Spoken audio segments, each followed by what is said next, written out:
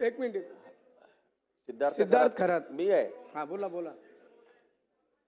अध्यक्ष महोदय, मी औचित्याच्या मुद्द्याद्वारे अतिशय महत्वाच्या विषयाला वाचा फोडणार आहे. महाराष्ट्र शासनाने मागेल त्याला सौर ऊर्जा पंप देण्याची घोषणा जाहीर केलेली आहे.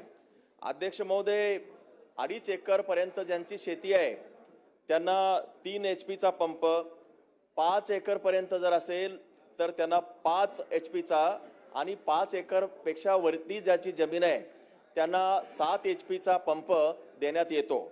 अध्यक्ष महोदय, ही जी एकराची जी अट आहे ती शिथिल करण्याची गरज आहे. कारण 1 एकरचा शेती असेल परंतु त्यामध्ये पाणी खेचता येत नाही आणि म्हणून ही जी एकराची अट जी आहे ती रद्द करण्यात यावी.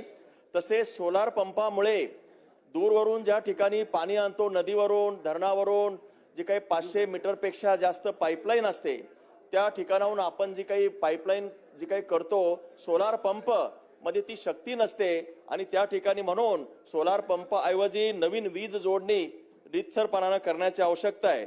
आणि या व्यतिरिक्त एक महत्त्वाचा मुद्दा असा आहे की 2022 पासून ज्या शेतकऱ्यांनी वीज कनेक्शन साठी अर्ज दिलेले आहेत, पैसे भरलेले आहेत, परंतु हे जे नवीन सोलार पंप जे मागेल त्याला सौर ऊर्जा धोरण आलेलं आहे त्यामुळं जे काही यापूर्वी शेतकऱ्यांनी पैसे भरलेले आहेत त्यांचे जे काही नवीन वीज कनेक्शन जोडण्यात येत नाही आणि म्हणून त्यामुळे अनेक अडचणी शेतकऱ्यांपुढे निर्माण झालेल्या आहेत. माझी या औचित्याच्या मुद्द्याद्वारे शासनाला विनंती आहे की जी काही वीज नवीन जोडणीसाठी जे काही पैसे भरलेले आहेत त्या ज्या जुन्या मागण्या केलेल्या आहेत त्यांचे कनेक्शन जोडण्याची आवश्यकता आहे अशी मी विनंती करतो.